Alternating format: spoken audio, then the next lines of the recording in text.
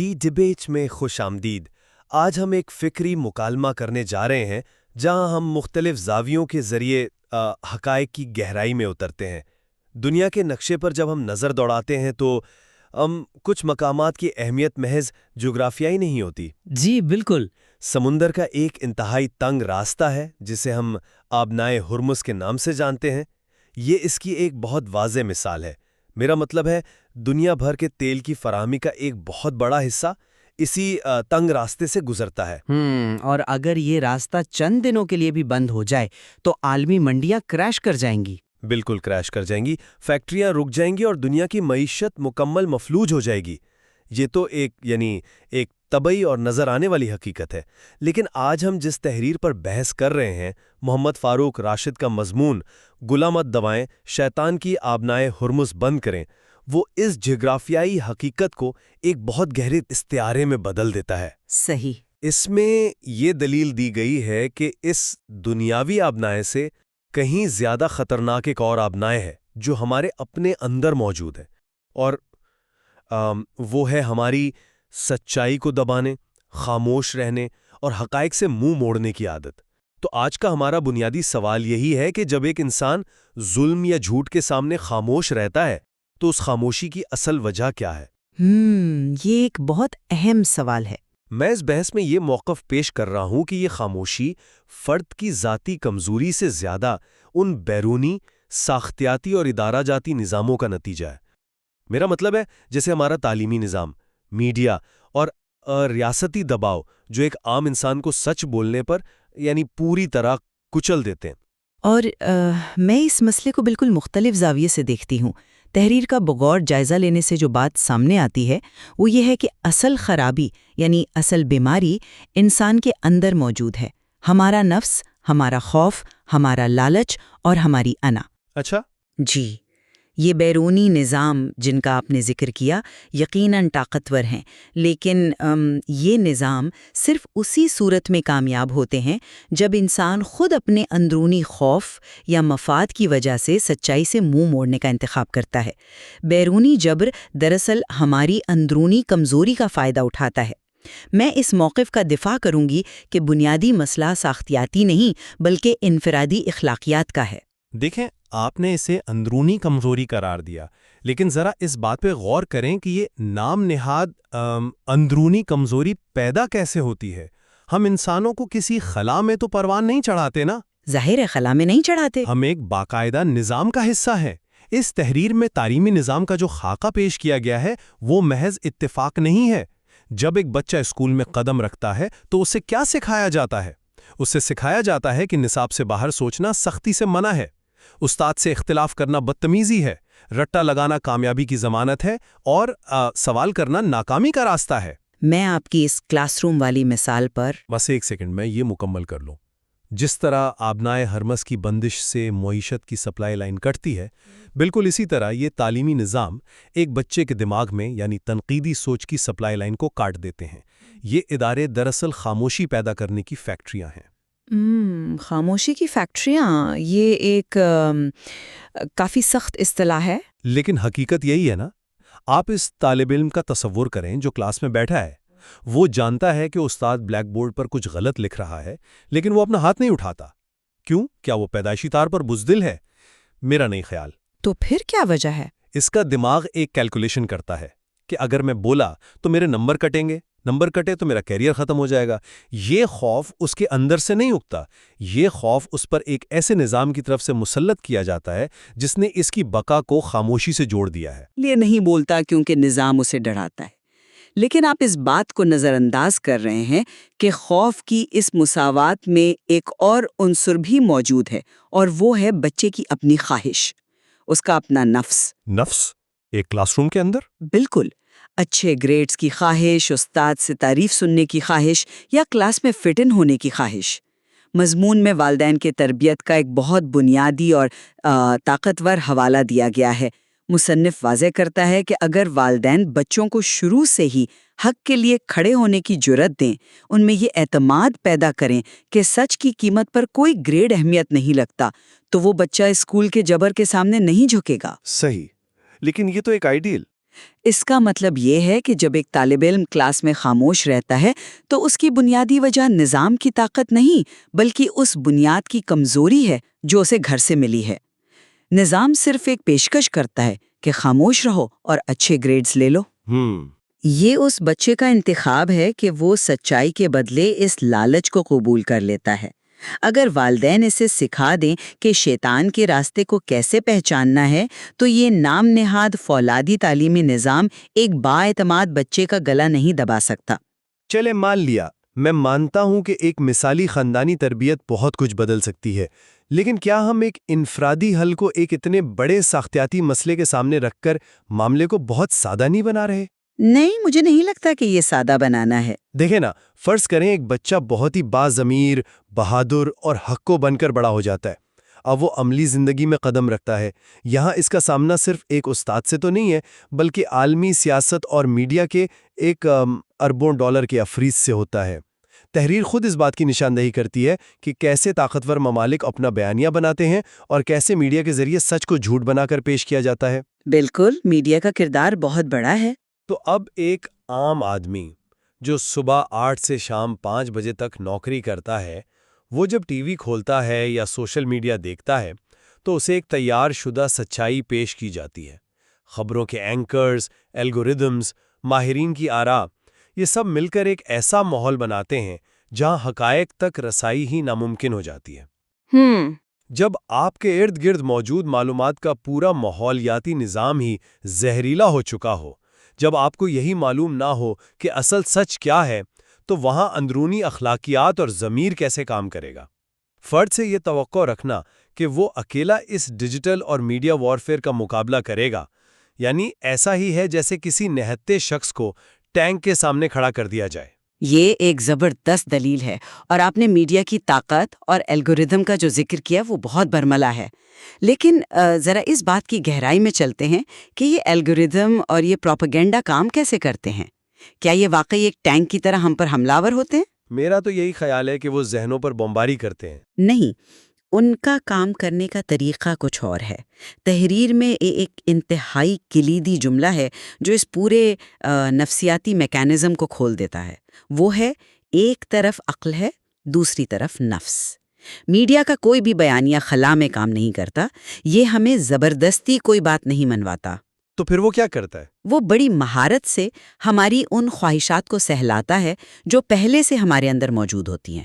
آپ social media کے algorithm کی ہی مثال لیں، وہ آپ کو کیا دکھاتا ہے؟ وہ تو وہی دکھاتا ہے جو ہم دیکھنا چاہتے ہیں۔ بالکل، وہ آپ کو وہی دکھاتا ہے جو آپ کے تعصبات کی تصدیق کرتا ہے، جو آپ کے غرور کو بڑھاتا ہے، جو آپ کے حسد کو ایندھن دیتا ہے۔ ہم میڈیا کا جھوٹ اس لیے قبول نہیں کرتے کہ ہم بے بس ہیں، ہم اسے اس لیے قبول کرتے ہیں کیونکہ وہ ہمارے لیے ایک ذہنی سکون پیدا کرتا ہے۔ ذہنی سکون؟ جھوٹ سے؟ جی ہاں، کیونکہ حقائق کا سامنا کرنا، سچائی کو تلاش کرنا ایک تکلیف دہ عمل ہے۔ اس میں عقل کا استعمال ہوتا ہے، اور عقل انسان سے قربانی مانگتی ہے۔ دوسری طرف نفس آرام چاہتا ہے۔ جب میڈیا ایک جھوٹا بیانیہ پیش کرتا ہے جو ہمارے عقائد یا ہمارے مفادات سے مطابقت رکھتا ہو، تو ہم شعوری طور پر اپنی عقل کو سلا دیتے ہیں اور اس جھوٹ کو گلے لگا لیتے ہیں۔ یہ ایک باقاعدہ سودا ہے جو ہم اپنے نفس کے ہاتھوں کرتے ہیں۔ اس لیے میں پھر کہوں گی کہ میڈیا طاقتور ضرور ہے، لیکن اس کی طاقت کا سارا انحصار اس بات پر ہے کہ ہم نے اپنے نفس یعنی اپنی اندرونی آمنائے حرمس کے دروازے کھلے رکھے ہوئے ہیں۔ یہ بہت دلچسپ نکتہ ہے کہ میڈیا ہمارے نفس کو ایندھن دیتا ہے، لیکن مجھے یہاں ایک تضاد محسوس ہوتا ہے۔ کیسا تضاد؟ آپ کہہ رہی ہیں کہ انسان دانستہ طور پر آرام طلب ہونے کی وجہ سے سچ سے بھاگتا ہے، لیکن مصنف نے ایک اور پہلو بھی اجاگر کیا ہے۔ مضمون کے آخر میں 2 دروازوں کی تمثیل پیش کی گئی ہے، ایک خواہش کا دروازہ جو بہت خوبصورت، وسیع اور پرکشش نظر آتا ہے، اور دوسرا سچائی کا دروازہ جو نہایت تنگ، دشوار گزار اور کانٹوں سے بھرا ہوا ہے۔ جی بالکل، وہ تمثیل بہت اہم ہے۔ اب میرا سوال یہ ہے کہ سچ کے دروازے کو اتنا مشکل کس نے بنایا ہے؟ کیا یہ صرف ایک روحانی یا نفسیاتی کیفیت ہے؟ بالکل نہیں۔ جب ہم عملی دنیا میں سچ بولتے ہیں تو اس کی قیمت عملی طور پر چکانی پڑتی ہے۔ ایک صحافی جب سچ لکھتا ہے تو اسے نوکری سے نکال دیا جاتا ہے. صحیح. ایک سرکاری افسر جب بدعنوانی کی نشاندہی کرتا ہے تو اس کا تبادلہ کر دیا جاتا ہے یا اس کی جان کو خطرہ لاحق ہو جاتا ہے. یہ جو سچ کے راستے پر کانٹے بچھائے گئے ہیں، یہ کسی اندرونی شیطان نے نہیں بچھائے، یہ اس معاشرتی اور معاشی نظام نے بچھائے ہیں جو حق کو برداشت نہیں کر سکتا. میں آپ کی بات سمجھ رہی ہوں. جب نظام زندگی ایک فرد کو معاشی، سماجی اور بعض اوقات جسمانی طور پر تباہ کرنے کے لیے تیار بیٹھا ہو، تو کیا یہ کہنا انصاف ہے کہ فرد محض اپنے نفس کی وجہ سے خاموش ہے؟ وہ اپنے نفس کی وجہ سے خاموش نہیں ہے، وہ اپنی اور اپنے خاندان کی بقا کے لیے خاموش ہے. اسٹرکچر نے سچ کی قیمت اتنی زیادہ کر دی ہے کہ وہ ایک عام آدمی کی یعنی قوت خرید سے باہر ہو گیا ہے. آپ نے جو عملی خطرات گنوائے ہیں، نوکری کا جانا، سماجی بائیکاٹ، جان کا خطرہ، یہ بالکل حقیقی ہیں. میں ان کی شدت سے انکار نہیں کر رہی ہوں. لیکن اگر آپ اس پوری صورتحال کا تجزیہ کریں تو یہ تمام خطرات کس چیز کو نشانہ بنا رہے ہیں؟ ظاہر ہے بقا کو. اور بقا کی فکر کیا ہے؟ یہ سب ہمارے خوف اور لالچی کو تو نشانہ بنا رہے ہیں نا. یہ اسی نفس کی تو ایک شکل ہے. مصنف جب کہتا ہے کہ شیطان خواہش کے دروازے کو خوبصورت بنا دیتا ہے تو اس کا مطلب یہی ہے کہ وہ ہمیں بتاتا ہے کہ سچ بولو گے تو تمہارا یہ مادی نقصان ہو جائے گا، اور اگر خاموش رہو گے تو پروموشن مل جائے گی، زندگی آسان ہو جائے گی. لیکن نقصان تو حقیقت میں ہوتا ہے نا، یہ کوئی وہم تو نہیں. نقصان ہوتا ہے، لیکن اصل جنگ باہر کے نظام کی نہیں، اس خوف کی ہے جو ہمارے اندر بیٹھ کے آئے. اگر آپ تاریخ پر نظر دوڑائیں تو وہ کون لوگ تھے جنہوں نے ان ظالم نظاموں کو بدلا؟ کیا انہوں نے پہلے نظام کے ٹھیک ہونے کا انتظار کیا؟ نہیں، یقیناً نہیں. انہوں نے سب سے پہلے اپنے اندر کے اس خوف کو شکست دی جس کا آپ ذکر کر رہے ہیں. انہوں نے قبول کیا کہ سچ کے دروازے پر کانٹے ہیں، اور انہوں نے شعوری طور پر ان کانٹوں پر چلنے کا انتخاب کیا. جب تک انسان اس انفرادی قربانی کے لیے تیار نہیں ہوتا، تب تک کوئی بیرونی تبدیلی نہیں آ سکتی. آپ کہہ رہے ہیں کہ نظام سچ بولنے کی قیمت بڑھا دیتا ہے، بالکل بڑھاتا ہے، لیکن انسان کی عظمت اسی میں ہے کہ وہ اس قیمت کو ادا کرنے سے انکار نہ کرے. صحیح. لیکن اگر ہم صرف یہ سوچ کر خاموش ہو جائیں کہ سچ کی قیمت بہت زیادہ ہے تو ہم دراصل نظام کی جیت اور اپنی ہار کو تسلیم کر رہے ہیں، اور یہ ہار سب سے پہلے ہمارے اندر ہوتی ہے، اس کے بعد معاشرے میں نظر آتی ہے. میں یہ سمجھ رہا ہوں کہ آپ یعنی ہر مسئلے کے حل کی ابتدا فرد کی ذات سے کرنا چاہتی ہیں. لیکن کیا ہم اس طرح ریاست، قانون اور اداروں کو مکمل طور پر بریء ذمہ نہیں قرار دے رہے؟ میں بریء ذمہ نہیں قرار دے رہی، لیکن دیکھیں، ایک سوسائٹی بنتی ہی اس لیے ہے کہ فرد پر پڑنے والے بوجھ کو بانٹا جا سکے. اگر ہر فرد کو اکیلے ہی اپنی جنگ لڑنی ہے اور ہر بار اپنی جان یا مال کی قربانی دینی ہے تو پھر معاشرے، قانون اور اداروں کا کیا فائدہ؟ اور دلچسپ بات یہ ہے کہ اس بحث میں خود مضمون نے ایک واضح ساختیاتی حل کی طرف اشارہ کیا ہے. اچھا، وہ کون سا؟ تحریر کے ایک حصے میں واضح مطالبہ کیا گیا ہے کہ میڈیا کو ذمہ دار بنائیں. اب مجھے بتائیں، میڈیا کو ذمہ دار بنانا کیا ایک انفرادی فعل ہے؟ ظاہر ہے یہ ایک اجتماعی، ریاستی اور ادارہ جاتی قدم ہے. یہ اس بات کا اعتراف ہے کہ جب تک آپ ایک بے لگام میڈیا کے نظام پر قدغن نہیں لگاتے، تب تک فرد کی اکیلی سچائی کی جنگ ادھوری رہے گی. یہ ایک اہم نقطہ ہے کہ مضمون میں میڈیا کو ذمہ دار بنانے کی بات کی گئی ہے، لیکن سوال یہ ہے کہ میڈیا کو ذمہ دار بنائے گا کون؟ کیا نظام خود بخود اپنے آپ کو ٹھیک کر لیتا ہے؟ نہیں، سیاسی اور عوامی دباؤ سے ہوتا ہے. بالکل. اور وہ دباؤ کہاں سے آتا ہے؟ کیا ریاست اور ادارے راتوں رات جاگ کر یہ فیصلہ کریں گے کہ آج سے ہم سچ بولیں گے؟ طاقتور ادارے کبھی اپنی طاقت پر خود قدغن نہیں لگاتے.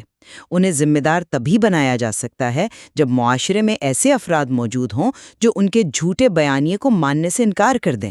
اور یہ انکار کہاں سے شروع ہوتا ہے؟ افراد سے. جی، فرد کی ذات سے. مصنف نے مضمون کے بالکل آخر میں جو بات کہی ہے وہ اس پوری بحث کا نچوڑ ہے اور آپ کے سوال کا جواب بھی. وہ لکھتا ہے، ہم اکثر بیرونی مسائل پر توجہ دیتے ہیں لیکن اصل مسئلہ اندر ہے. مصنف یہ نہیں کہہ رہا کہ باہر کوئی مسئلہ نہیں ہے، وہ یہ کہہ رہا ہے کہ جب تک اندر کا مسئلہ حل نہیں ہوتا، باہر کی کوئی جنگ نہیں جیتی جا سکتی. یہ بات قابل غور ہے. اگر ایک معاشرے کے افراد اپنے خوف، لالچ اور نفس کے غلام ہیں تو وہ کس بنیاد پر میڈیا کو ذمہ دار ٹھہرائیں گے؟ وہ تو اسی میڈیا کے دکھائے ہوئے خوابوں میں مست ہیں.